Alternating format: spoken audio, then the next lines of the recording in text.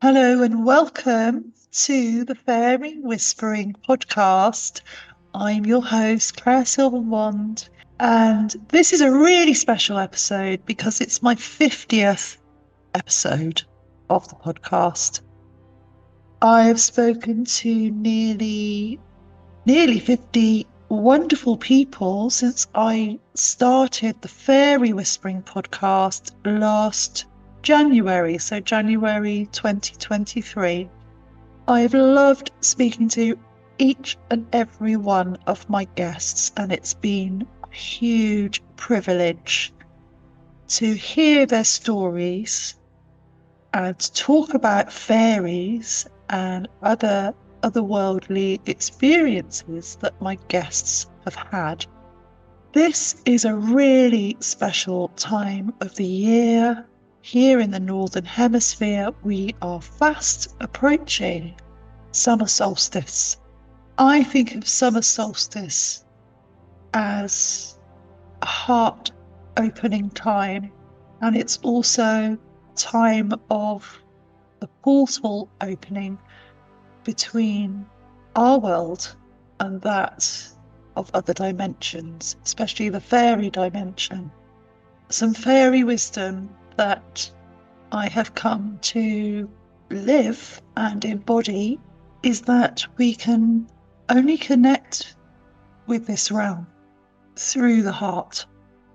Heart is the key. Each and every one of my guests has shared some of their heart with me and with us, my listeners, and I'm really thankful to them. And going forward, I have some wonderful guests coming up on the podcast.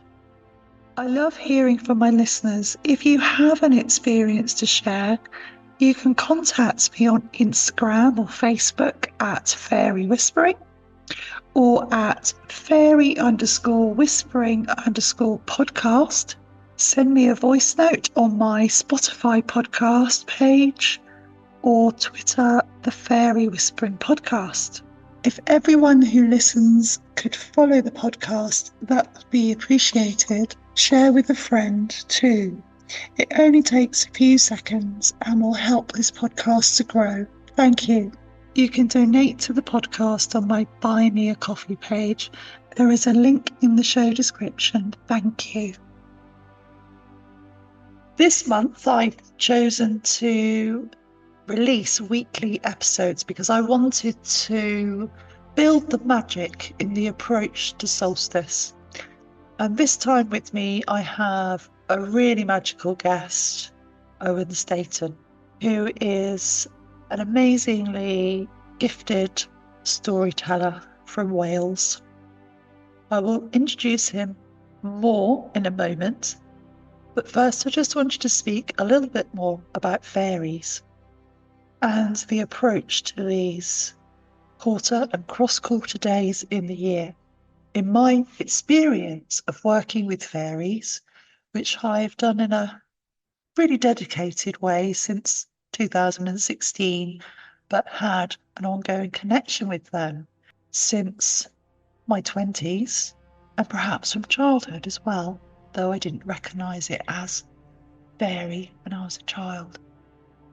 It's an honour to connect with these beings, and I have a very open-minded viewpoint on all things supernatural because I'm an experiencer myself, and I'm also a researcher of fairies. So I always listen to people with an open heart and open mind because I've had some very unusual experiences myself. I just wanted to share a dream that I had. It was one of those dreams where I had a visionary experience in part of the dream. So I can't remember the rest of my dream, but there was a very clear visual image that came through. And this was 3 or 4 nights ago. In my dream, I was suddenly aware of a couple, a male and a female, walking by me. And they were dressed in Regency style. Now, I have been watching the latest series of Bridgerton, which I'm just totally addicted to that series. And whether you like it or not, it's something I just absolutely love it. It's very romantic and just I enjoy the stories. And so the clothing in that, if you've seen Bridgerton, if you look at the style of dress, this is how these fairies were dressed. So the female fairy was dressed in a Regency ball gown with a powdered wig, and the male was dressed in a frock coat with frilly shirt underneath and breeches and stockings, and they're both wearing. I could see his shoes. He was wearing buckled shoes, and they were both dressed in the same colour, which is an amazing cobalt blue. And I've just realised, looking at my microphone, there's a light on my microphone which is that really bright cobalt blue, and that's exactly the colour that they were wearing. And the female, she was holding a microphone. And the male, I think he was holding something else that represented podcasting. I think it could have been a sheaf of paper, like a script.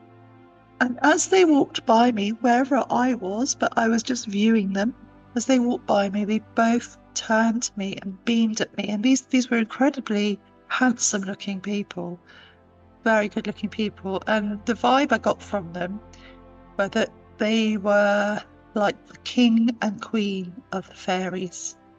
And they, just getting moved sharing this with you.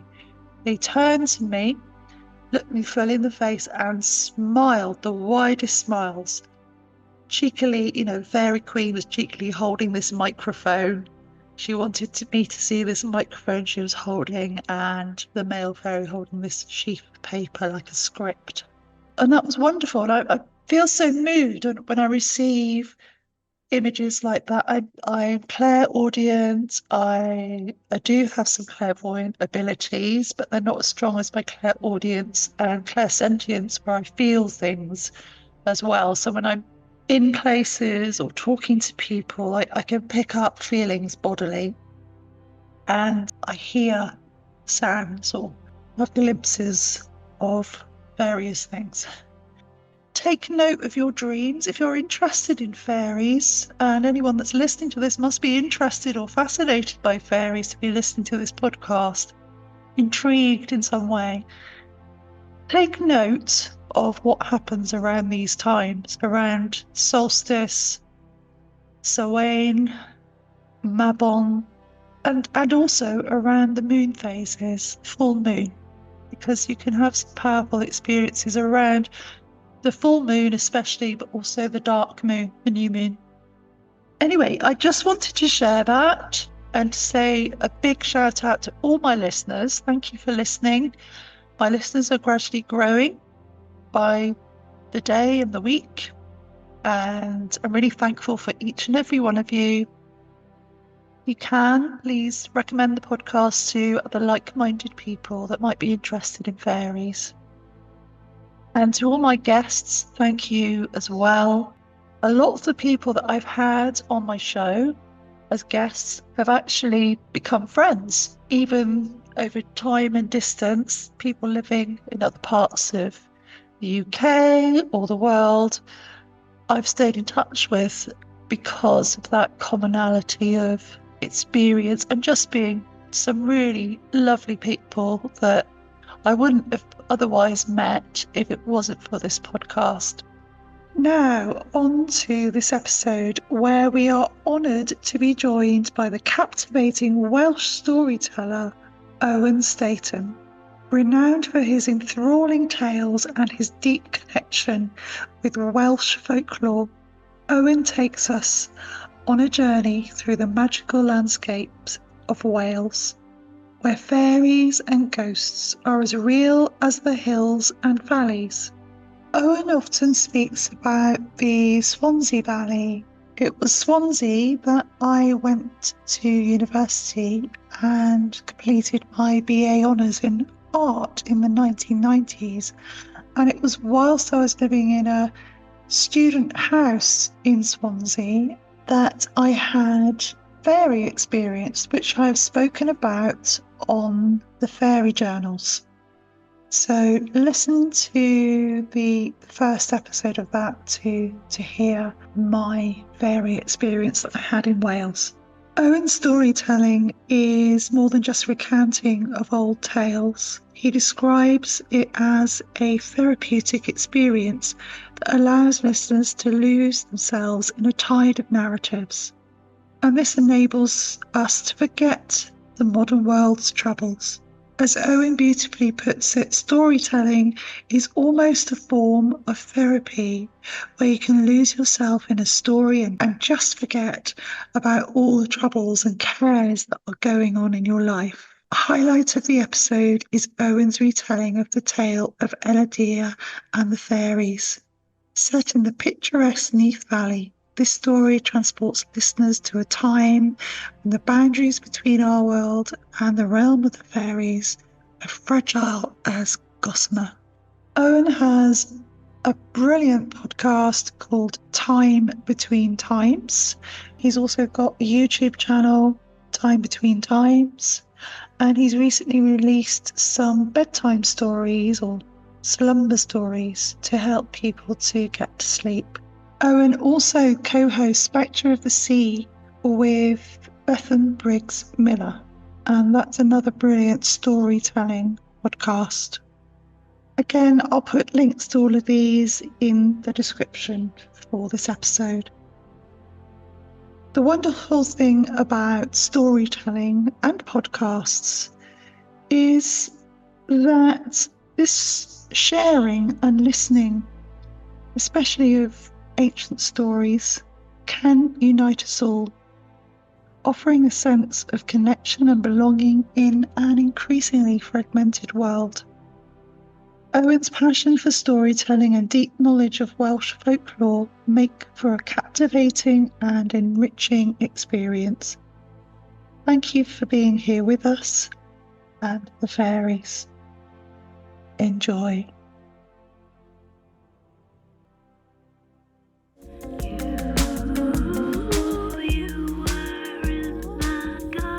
The Fairy Whispering Podcast explores guests' encounters with the other world of fairy and ways of connecting with this realm. From listening to messages in owls' hoots, finding a four-leaf clover, chasing rainbows, or inviting a gnome to dinner. I'm Claire Sylvan Wand, a fairy whisperer, researcher, and your guide on this journey. Take my hand and step into the twilit woodland, where they are waiting to meet you.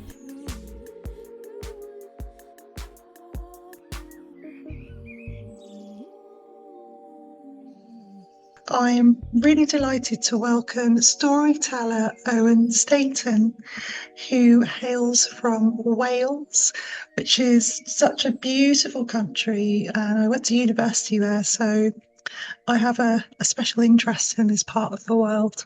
So welcome, Owen. Thank you very much. It's so nice to be here. Thank you for speaking to me. Thank you. And I absolutely love your podcast, Time Between Times.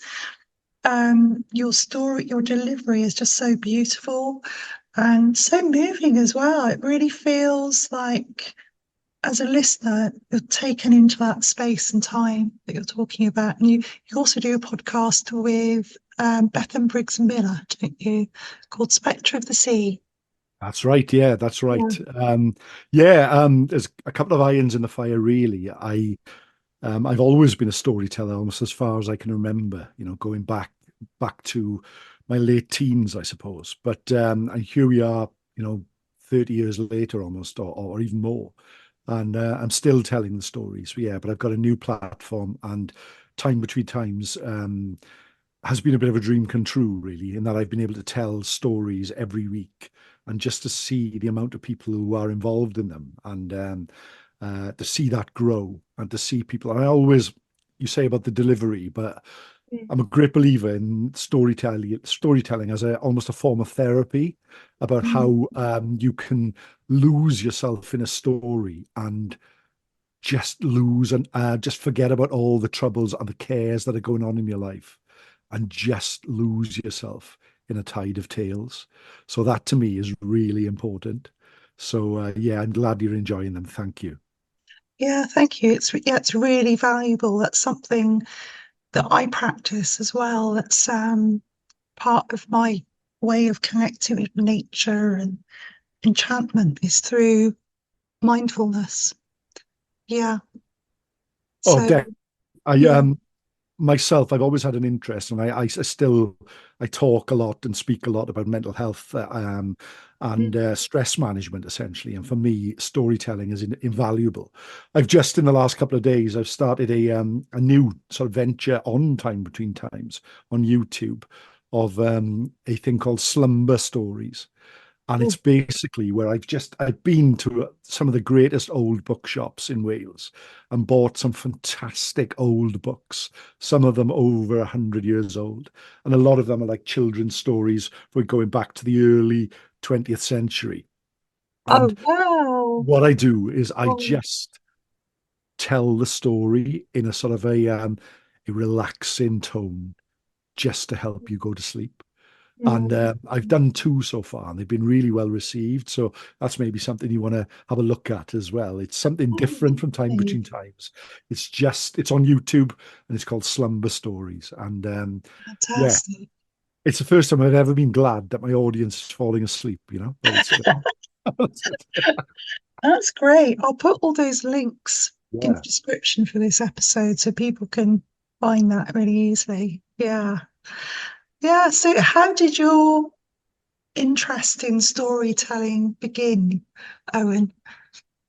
It's a bit of a weird one, Claire, in that I am a bit of a failed actor. And the reason why I'm a failed actor is that for many, many years, I spent working as a police officer. And as a police officer, I was working a shift pattern. So I was very, very difficult for me to be in, let's say you said, let's meet every Thursday night and we'll put together a play. I couldn't do that sort of thing because I was working different shifts all over the place. And I worked in mid Wales, so I had a lot of traveling in my job. So essentially, I was a massive creative. I desperately wanted to do things. So I had to find a way almost of doing things by myself, which is yeah, I'll leave that there. But it was all about how I could just perform and get that, scratch that itch, if you like. And I started telling stories. And how it started was kind of weird in that I got a gig in Swansea Museum. You might remember Swansea Museum. It looks like an old Greek sort of pillared Yeah. building just as you enter Swansea. Hmm. And they employed me to act as a Roman soldier for children coming in to learn about Roman Britain. So I had the uniform, got good legs, right? So I was there, and I would sort of talk about life in Roman Britain, and the kids would come in and they seemed to enjoy it. And I prepared a half an hour talk, and that was fine. And we talk about how they built the houses, where they lived, what life in the Roman army was like, where they went all over the world. And I can remember I turned up one day, and the first school came in, and the teacher said, "You've got them for an hour. That's okay, isn't it?" And I just remember thinking, "Oh gosh, I've got them for an hour. Okay." So I told the story of Theseus and the Minotaur, and just as like a myth, an old Greek myth that a Roman soldier might know and talk about. And it came from there. And it started to the point where I enjoyed doing the story more than I did the sort of living history. And I would sometimes play a Celtic guy as well, living locally, and I'd tell lots of Celtic stories. And that's where it grew from. And it just became bigger and bigger. And I was based as a police officer in a small town called Ystrad, which is hard to say, I know, but it's a beautiful place in the Swansea Valley. Swansea Valley is a place so dark. They say the sun only shines for an hour a day, all right? And but it is a magical place. It is full of fairy lore. It is full of ghosts. It's full of folklore. And when I went there, I joined a group called the Sleeping Giant Foundation, which I was involved with work. But there's a mountain in the Swansea Valley called the Cribbar. And I would suggest anyone listening Google the sleeping giant in the Swansea. If it was anywhere else in the world, it would be a national monument, okay? But it being in the middle of Wales, nobody publicizes it. It's just there. And you drive up the valley, and there in front of you is a mountain that looks like a man sleeping on his back. And it's an incredible mountain. And on top of it, there's a crashed Canadian bomber from the Second World War. There are so many ghost stories based around the bottom of the Cribbarth in the farms nearby, and the place is absolutely rife with fairy stories. So for me, what became for me, I used to spend a lot of time putting together what were called basically police workshops, where surgeries. We would turn up at like small community halls, post offices, things like that, and I would sit and I would let the local people come to me and speak to about their concerns and things like that. And naturally, in the middle of nowhere, some of these were quite quiet. So I'd sort of Mm. sit there. So I'd always take a book with me, right? And I'd always take a book. And I can't remember exactly which one it was, but on this occasion, I took a ghost story book and I was looking at it. And this old lady came in and she sat down in front of me. And before she even began speaking to me, she looked over and she pointed to the book and she said, "Oh, you like ghosts, do you?" I Mm. said, "Yeah."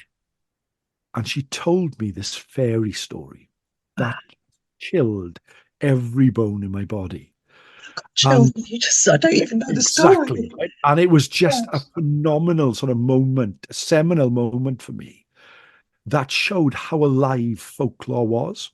And then she went on to tell me a ghost story, which I'd already knew. And it was chronicled back in the 18th century by a guy called Edmund Jones, who was a minister who travelled Wales, picking up ghost stories, fairy stories, that sort of thing. And he wrote a book called Apparitions and Spirits in Wales. And this story was in there. But this lady told it to me as if it had happened yesterday. Mm. And that showed to me how alive these communities were with this stuff, that things were going on in the community, or people were telling these stories that were hundreds of years old, but they were still incredibly relevant. And that to me brought them alive and Mm. made me think about how important all this was. Mm. I was really lucky in the early part of the century. I know early part of the century. It sounds like years ago, but sort of Yes. 2006, 2007, Yeah. just on the back of what I've been talking about, really. And also around that time, I was involved in a horrible incident in work that really affected me, and it affected me for a long, long time. Still affects me.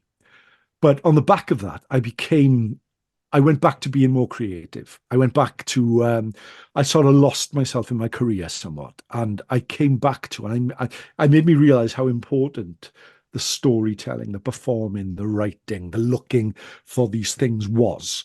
And Yes.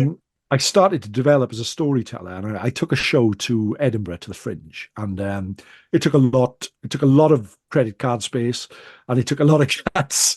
But I went there and I performed, and I went back the next year, and then a couple of years after that, I went back again, and all of a sudden, and my my skills, I suppose, started to grow a little bit. I was lucky. I went to America to tell some stories, and I went all over the UK, and things have been really, really good. We talked briefly just before you started recording, but Yes. back in the when the just before the pandemic came, I spent the last 8 years of my police career in the training school. I trained new recruits and that sort of thing. And I can remember thinking, oh God, I've gone stale. I was telling about the same five stories, whenever I performed. And they were stories I'd known for a long time. And they were really nice stories. But I was like a singer who had no new songs or a comedian who told the same jokes. And then the pandemic came. And I found one of the challenges I set myself was I thought, right, okay, what I'm going to do is I'm just going to sit in the chair, which is just behind me here, and I had an iPad on a tripod, and I thought, right, every week I'm going to record myself telling a story, and I'm going to put it out on YouTube because it will test my skills, it will Yes. expand my repertoire, and it will just make sure that I stay creatively alive. And I did that, and Time Between Times was born from that. It was really slow. I can remember the first week I had like 6 views, and like three subscribers, two of them being my kids. And then, we went on, and I kept at it and I kept at it. And a year later, I thought, hang on, I think perhaps a podcast is a better format. So I transferred it, well, I transferred it. I started it again as a podcast. And now I've still got the Time Between Times video channel, which I put the slumber stories on and things like that. And every week, and I try to do it without fail. I mean, last week I did 5 episodes just as a charity thing. I tried to raise money, and I did a story every day for 5 days. But I released 5 episodes. I think I'm on about 150 episodes now. And although I struggle with this, I feel the format. I start the format in that I always start it the same way, in taking the person, the listener, to the time between times, to the fire pit at the heart of the forest, when the time is neither night nor day, etc., when the veil between our world and the fairy world is at its thinnest. And then I tell the story, and then I finish it. I thought, gosh, is this boring? But I think most of the listeners like the repetition. They like the fact that it's always the same. And although it's never the same, I always change it a little bit. It's the same format, and I'm so pleased. I've met so many lovely people, like yourself, many, many other podcasters, many people who are interested in the paranormal, or people who are interested in the strange, etc., and who are genuinely nice people. And it's been such a massive influence on my life. I think I'm quite a positive person, and I've always been around quite a lot of negativity, and just to be involved in this with you mentioned some of the people, Beth and Delith Bada. I do a lot of stuff with Dr. Delith Bada, who writes about ghosts. Joe Hickey Hall from the Modern Fairy Sightings podcast. A lot of the uncanny community. We do so much. Amy Boucher from Stratford. I'm not from Shropshire even. Like I could go on and on. Just people who are in doing it for the right reasons, like we are here, and are genuinely interested in folklore, and that is me essentially, and that is where I'm at. Yeah, it's fantastic just listening to you saying about this community. Um, it's it's such a supportive community. I've found that everyone that I've been in touch with or spoken to has been very open-hearted, generous, and that's part of why I love doing this as well. It's meeting people like yourself, having a different insight on life and different approaches and different reasons for being involved in this world. Sometimes it's people come to it through an experience. Sometimes it's just through an interest in the material, various reasons. But it's fascinating, isn't it, in this world that we can all be so connected in this way. It's incredible, Claire, when you think of it. Yeah. And 5 years ago, would you have even thought that you would be able to share your experiences, your love of fairies, with like-minded people from all around the world? And I always, it always surprises me, and it always moves me. And I'll say it to you the other day. I mean, I'd had a bit of a bad day in work. I'm very lucky that I live on the cusp of a forest, and I take my dog up there every evening. And on this occasion, I was in there and I was lost in all the troubles, the tribulations that were going on. And I put on your podcast. And I sat there on a bench in the middle of the woods and listened to you talking about fairy experiences from years ago. And just for that 30 minutes, whatever it was, I was able to go to that place that I love, listening to the experiences of somebody who'd had similar experiences or who was interested in the same thing. And that is an incredible gift that you can give, I think, as a podcaster. And a lot of us podcasting, I always say this on Time Between Times, it can be a very lonely experience. I'm telling a story on a Thursday night, and it feels like I'm just shouting into the void, and I'm thinking, is anyone actually listening? And then on occasion, Yeah. people are listening and people are enjoying, Mm. and it's such a fulfilling experience, and it's such an amazing Yeah. thought to think that maybe these stories that have been in books for hundreds of years that haven't been, Mm. people haven't heard for centuries, and now Mm. a totally new audience who are enjoying them. Yeah, it's wonderful. And thank you for keeping them alive. I mean, there's like you, I love books. I've got hundreds of books. And world of books, there's a wonderful old bookshop in Newton Abbot where I live, and he sells secondhand books, West Country books, if Oh, anybody Newton Abbots. yeah. And he's got local books, and but he gets in a lot of original editions of books like William Crossing's Tales of the Dartmoor Pixies, which is one of my absolute favourite books about pixies. So yeah, support your local bookshops, everyone.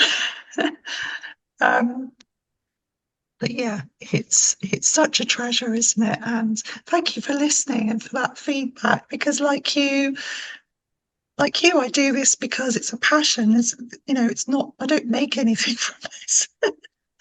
It's I just do it because I want to put the information out there. Share some. I suppose it's a bit like sharing a bit of hope, isn't it? As well in this world where there's so much trouble at the moment, just to be able to put a little bit of light out there into the world. I think that's bang on, and also it's sharing a dream, and it's sharing a vision, and it's sharing the sort of stuff that isn't often shared. In that it's very difficult for some people to hear old stories. You may have had an interest in fairies for 50 years, but Mm. perhaps have been a bit too shy to mention it, or to even think or know that there's a community out there who are really interested in that sort of thing.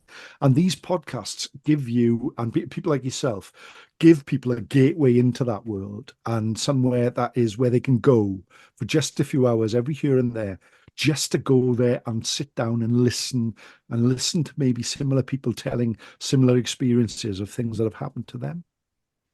Yes, It's really powerful. It's it really is. powerful. Yeah. It is powerful. Yeah, and that's very validating as well for to hear that from you, for me, and for other people listening as well who might be thinking, "Oh, should I? I've had this experience, or I'd love to tell this story." Yeah. It's incredible. And I mean, going back to myself, and it feels so liberating. And I know a lot of people talk about this being on the cusp of a new age or something like that. And I'm not going to Mm. go down that rabbit hole because it is a big rabbit hole. But Mm. I just feel that we're in that place where we can share. When I was no more than a baby, right? I can remember it must have been before my sister was born, because it was in the bedroom that uh, uh, my sister moved into when she was born. I lived in a bungalow in the Avon Valley up near Port Talbot, which is just outside of Swansea. And my parents lived in this bungalow, and my room was at the far end of the corridor. And one night, and I can clearly remember this, and like I say, I must have been under 4 years old. The door to the bedroom was just a bit open, and you could see the shadows of the corridor outside, and I could just vaguely hear the television playing. And a light came into the room. And I've talked about this on other podcasts, but this light floated into the room, and it was about the size of a football. It was like the sun. Okay. And it came into the room, it lit up the room and shined through it. It cast shadows all over the floor, and it absolutely terrified me. And it went behind a cupboard that was against the wall opposite my bed in like a little gap, and it disappeared there. And you could see the shadows pulling it in. And it's one of my earliest childhood experiences, and one which I must believe must have something to do with the Tylwyth Teg. And I kept that within myself for probably about 48 years, 47 years. But now I have a place to talk about these places, experiences, Mm. without ridicule, without judgment, without people laughing at it. It's something that we've all got. I mean, maybe the audience are laughing at it. I don't know. But it's something that happened to me. And I've got somewhere Yeah. to share that. And I think Yeah. all of us. That's a big thing. That's a big thing. Thank you for sharing that, Owen. Um, and I think the people that listen to this or your podcast or whatever they listen to and they're interested in this subject, then those are the people that will receive it. And there might be somebody that will hear these stories and be like, "Oh, that's interesting," but they're not quite ready to accept them at the moment. But then they might, a couple of years down the line, it's we're all in this kind of our own process with all this, aren't we? Oh, Um, definitely, absolutely, we yeah, are. And but we've got a place to be in our own process, and yeah, that is such a good thing. I mean, someone like yourself, who've obviously, you've had fairy experiences, you've had yeah, things, but it's given you an outlet for that, doesn't it? And I bet you've met yes, so many people that you wouldn't have thought would be able to share their experiences or would have experiences, and it mm, validates yourself as well. It validates yourself that you're not alone, and that is great. yeah, yeah. Going back to your experience you just shared, Mhm. whereabouts were you living at that time? I was living in a small village called Carmarthen. Now, I'm from Carmarthen.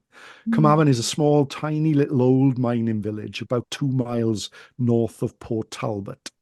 It's only about 2 miles south, so it's in between Port Talbot and a place called Pontrhydyfen, which is famous worldwide. It was the birthplace of Richard Burton, the birthplace of Ivor Emmanuel, the birthplace of Rebecca Evans. She's a famous opera singer. Ivor Emmanuel was a famous actor. Richard Burton, obviously, everyone knows. An incredibly creative place, a place full of magic, full of joy, full of wonder. It has two viaducts in it, and I went to school in Pontrhydyfen. And it's where I first got my first sort of interest in ghost stories. In that I would sit in the yard, and there was a graveyard opposite the school, and there was a friend I had in school, and we would sit and we would talk about ghost stories, and it was just amazing. It was amazing, you know. And I grew up in there, and I was really fortunate to grow up in a small village in the Welsh valleys, where there mm, was this sort of element of belief in old things and old ghost stories and things. However, my parents were a very grounded people, incredibly, working class Welsh background. My father was a steel worker. My mother worked in the NHS. But neither of them would ever say that they'd seen a ghost. Neither of them would ever say they believed in any of these stories. And though they didn't mock me or dismiss, I don't think I ever discussed that with them. But they've always sort of wondered where I came from, really, as a sort of quite artistic sort of guy. They still don't understand me, I know that. But and they lived in this little bungalow that was nestled into the mountains. And the mountain called the Vole, which is in Carmarthen, a huge mountain that once had a coal stack on top of it, which was taken down in the Second World War because the Germans were using it as a marker to find Swansea from the area. But it was such. If anyone ever goes to the Avon Valley, Port Talbot has got quite a bad reputation. It's a steel town. It's a very old town. It's a sort of dirty sort of place with its town with the steelworks on it on the cusp of it. But it is a wonderful place. It is a magical place. Anthony Hopkins from Port Talbot, Rob Brydon from Port Talbot. There's a real strong sort of Michael Sheen from Port mm. Talbot, real strong cultural edge there. And yeah, that's where I grew up. I grew up in that town and in that area and in that place. Oh, I wonder if, because I've heard, obviously there's the stories of the knockers in Cornwall and Mhm. in Devon. There's stories of mining pixies and knockers too. And you're saying it's a mining area with the mountains. And yeah, I wonder if that light was something to do with them. It could To do well with have been, couldn't it? It could these well have been. beings. Uh, I'm I very much sit on the fence. I'm a storyteller. Mm, I'm a believer in positive vibes, if you like. I'm a believer in belief. If you can put it mm, that way. I think having a belief, having an interest in something is extremely important. In my life, I've seen six ghosts. Okay, Mm, and I count that sun, the light, as one of those six ghosts. However, I don't know if I believe in them. You mm, know, it's a strange thing. I mm, sit, but those sightings, those gifts, if you like, that have come to me in the ghosts that I've seen, the maybe the fairies I've seen, have given me such a sense of wonder in the world that mm, I value them so much. When the things have happened, I've never been scared. Well, I've had a little, shiver up the spine, but mm. I've always thought, well, that was incredible, but I've not tried to overthink it too much. And I don't know, it could have been that I was tired, it could have been for whatever reason, but those are gifts to me, and they're Do you gifts. share one of those ghost sightings with us? Yeah, absolutely. Yeah, I'll go back to my police times. great. Yeah. It was 2005, and I was in the Swansea Valley, and the Swansea Valley is a gorgeous place. And I was driving from the bottom end of the Swansea Valley up to the top. And the top, there's a place called Danarogoff Caves, which is a cave site. It's open to the public. The cave in the Swansea Valley is one of the best places in the country for it. And Mm, Danarogoff is a show cave centre. So I was driving up towards that. It was about 3 a.m. And I had a colleague with me in the passenger seat. And don't tell anyone, but he was sleeping. And we were driving up just about 3 a.m. and we came over a brow in a small village called Aniswen, which is up there. And on the right hand side, and I tweeted about this just a few days ago with photographs. On the right hand side, it was an old bus stop which was made of stone. And I came over the top of the brow and I looked directly at the bus stop. And in the bus stop, there was an old lady. And the old lady was sort of bent over, really stereotypical sort of image of a lady in a maybe in her 90s, with a sort of shawl, no hat on. And she looked at me and I looked at her. I'm driving a police car straight up the middle of the town, the village. I looked at her and then she picked up her hand and she started waving up and down with her hand.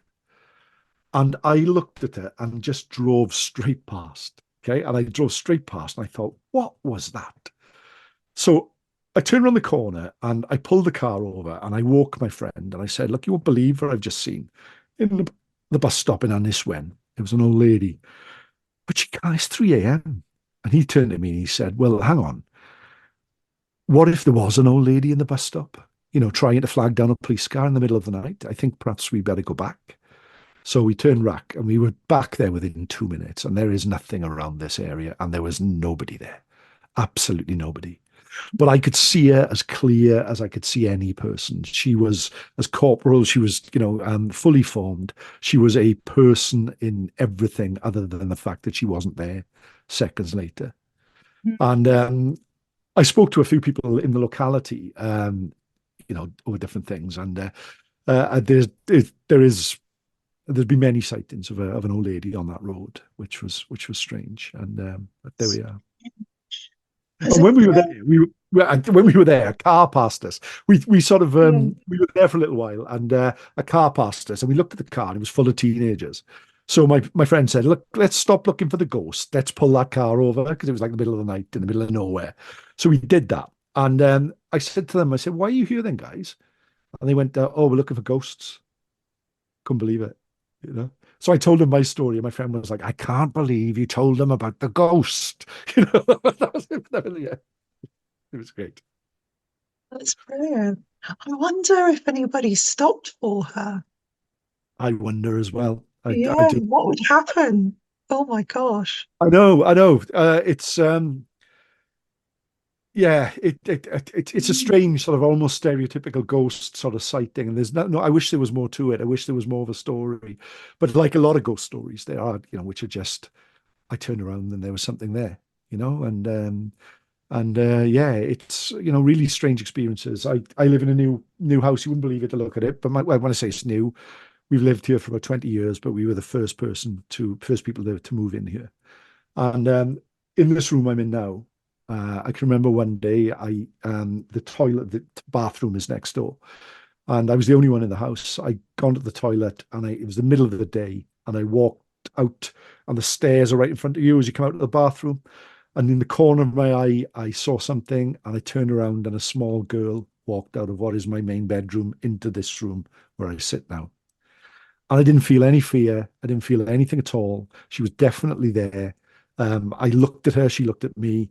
And like all these things, I think when you Mm. go looking for ghosts, you seldom find ghosts, but they Yes. come looking for you, you know. Yeah. And I've not seen her since. I don't know anybody else who's seen her.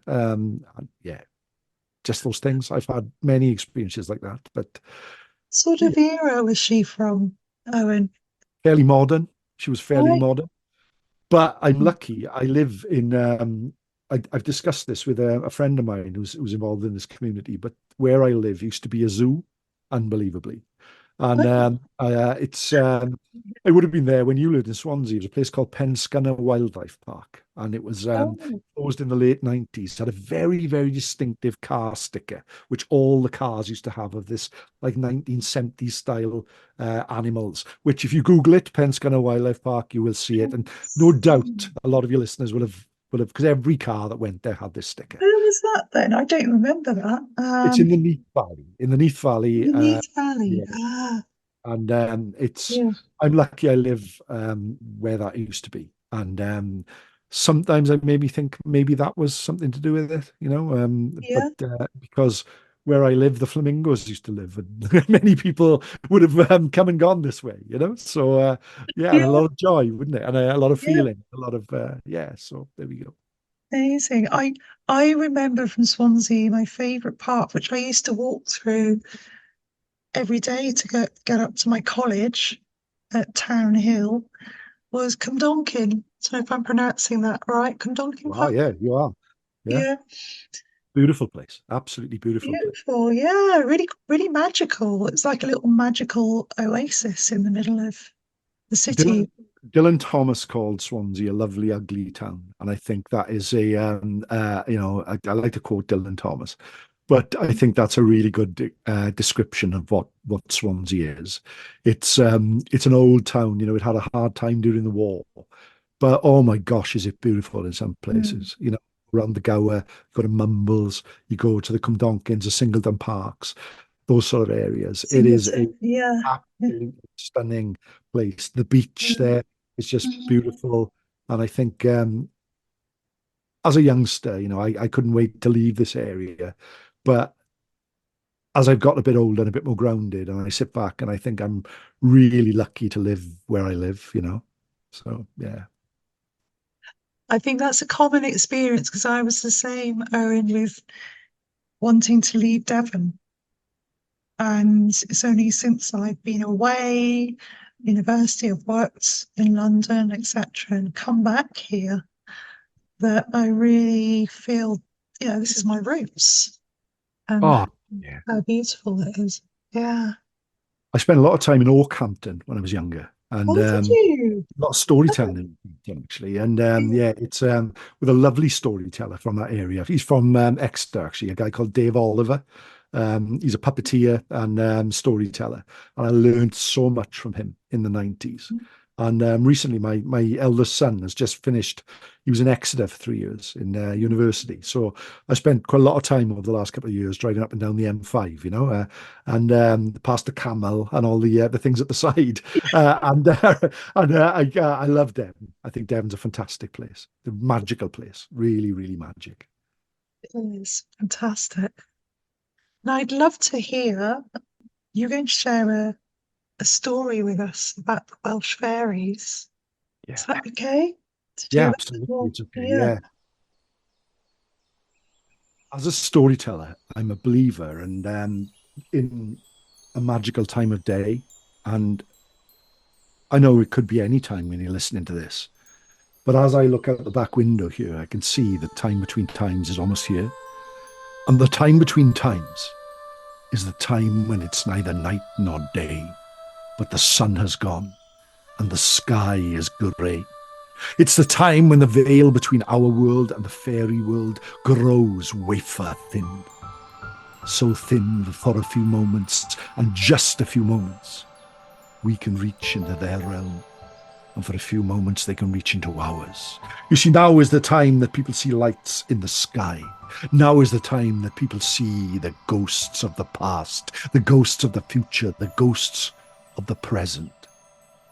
And now is the time that people see the Tylwyth Teg, the very folk, the fairy folk, the Tuatha De Danann. Now is the time that people see fairies. So leave your modern trappings behind and join me at the fire pit at the heart of the forest for the time between times.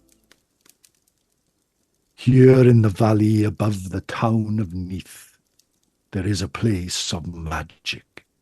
Many, many years ago, down in the abbey, with its stone towers that stretched to the sky, the monks toiled their way through the days.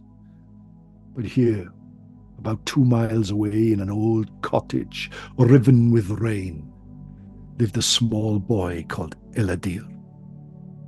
Every day he would go down into the town and look for work, for his mother was ill and lived alone in the house.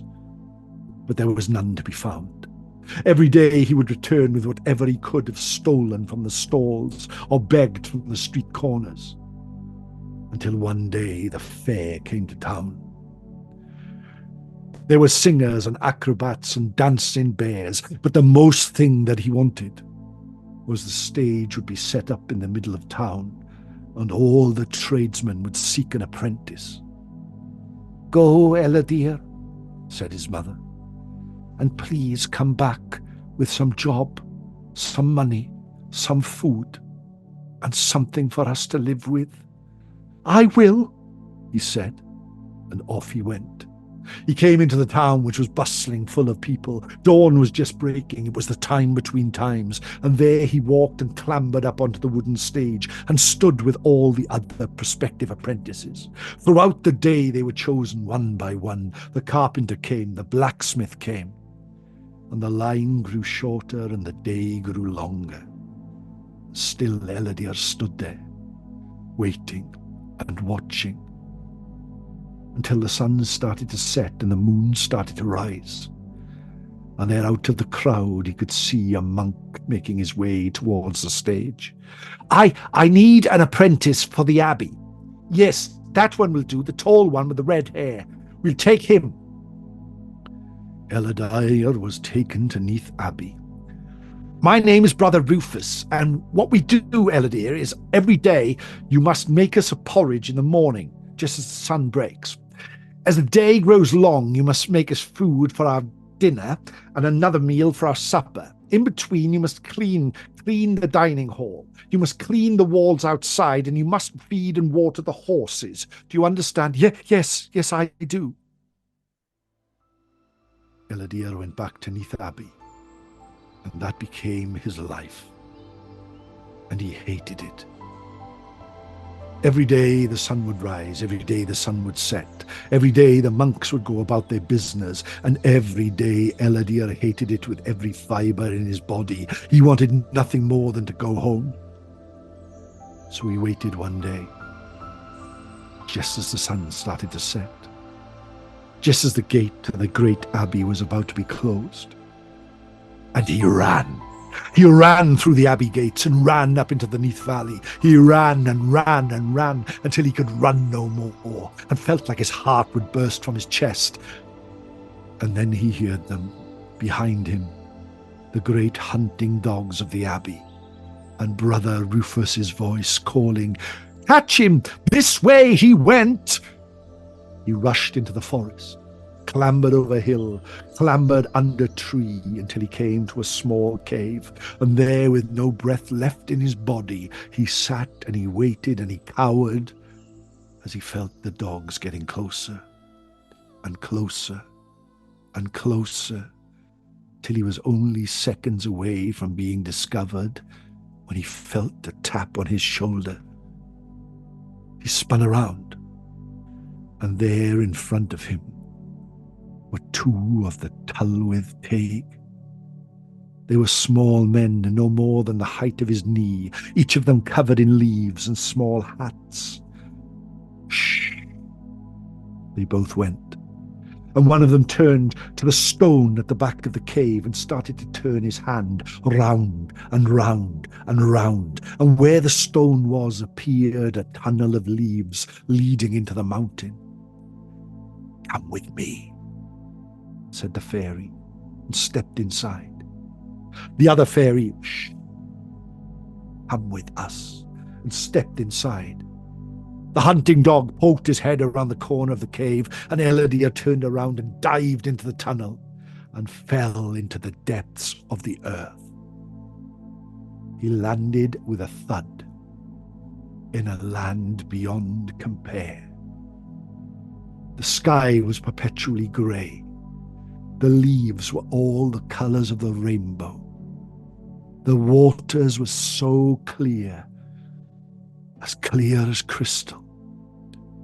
And there in the middle of this land was the castle of the Fairy King. Welcome, Eladir, to this, the kingdom of the Tylwyth Teg. You can live in a house down by a river.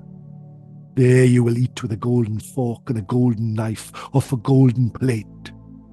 There you will play football with a golden ball on the banks of a golden bridge. And you will live the life that you've always wished for here in the kingdom of Arawn. But know this, you may only leave once a year. Once a year and once a year only, and you must never ever take anything from here. Never take anything at all, do you understand? Yes, I understand. Every night Eladir ate off a golden plate, played football with a golden ball, and lived the life of the happiest man who had ever walked the lands. Until he started to miss his mother. And he went home. He went back to the cave, turned his hand upon the cave, and appeared in the hills above his village. Walked down to the house where the roof had almost collapsed, and there he found his mother in bed, as pale and as white as a sheet. I am so glad that you have a life. Now you must forget about me. He returned to the land of Faery, but all the hoyle in his heart had gone. How could he live like he did as a king under the mountain when his mother was as poor as the mouse in the church? He took a fork from his plate, a golden fork, placed it in his coat, waited for the time between times and waited for the fairies to be playing football with a golden ball, made his way back to the cave, turned his hand on the wall, and ran back to the Vale of Neath. Back to his mother's house, the golden fork clutched in his hand. He burst through the door which hung off its hinges. But his mother was not there. The king of the Tylwyth Teg was there. Eladir, you have stolen from us. You have disobeyed our rules. You are no longer welcome there ever again. All magic will be gone from your life, for you have been a fool. And the Fairy King took the fork and walked out the door, and Eladir sat on the bed and watched him walk up the hill to the cave, where he vanished under the mountain. Eladir never went back, but back to the abbey he did go, where he grew old and became a monk, and eventually became the abbot of Neath Abbey. A man called Gerald of Wales was travelling all around the area collecting tales, and he wrote down this story, the story of Eladir and the fairies. But even now, here in Castell Nedd in Neath, in the land of Nedd, the valley of Gwyn ap Nudd, it is said that the time between times, the time it's neither night nor day, but the sun has gone and the sky is grey. If you look carefully on the mountain tops, you may see the fairies playing football with a golden ball under the grey sky. And you always know that there is magic only a hand's width away. And that, my friends, is the tale of Eladir and the fairies. Diolch yn fawr. Thank you very much.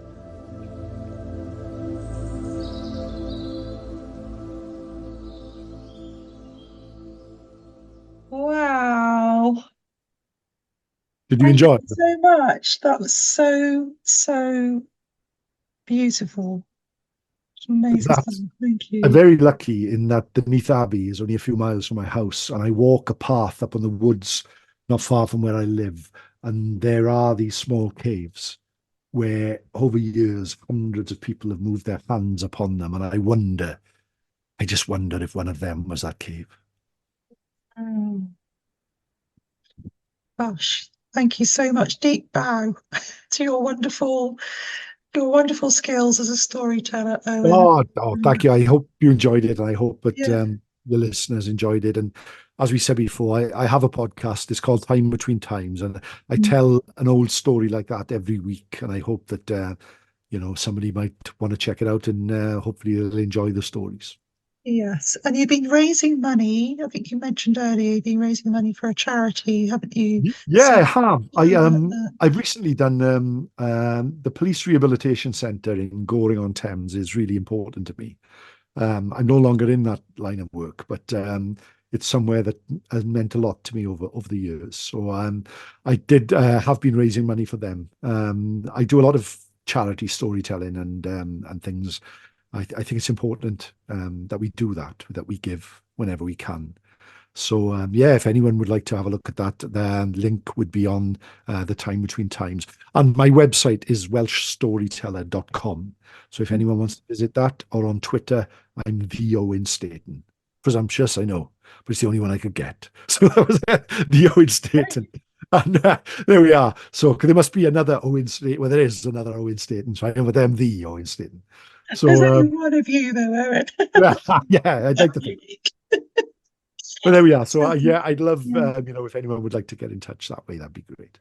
Lovely. And also Spectre of the Sea as well. But I'll put all those links in the notes. Absolutely, yeah. That's a Yeah. lovely little drama that I've done with my friend Bethan. Mm, It's an exploration of the folklore of the coast of Wales, done through like a little drama with a lot of storytelling in it as well. So, mm. and I've got a couple of other ventures coming up, and obviously the slumber stories as well. On if you go to the Time Between Times on YouTube, you'll find the stories where I tell just read old books essentially, but in a way designed to try and help you go to sleep. Fantastic. Thank you ever so much for your time, Owen, your time between times. And we are in the time between times, aren't we? Because Yeah. we're recording this, it's sort of coming into twilight, moving into the twilight hours. So thank you ever so much. No, thank you for having me. It's been a pleasure to be here, and I enjoy the podcast. I really enjoy it, and yeah, let's keep sharing those stories because that's what keeps these things alive. Is when we tell them and when people hear them, and when new people are brought to old stories. I think a bit of magic happens.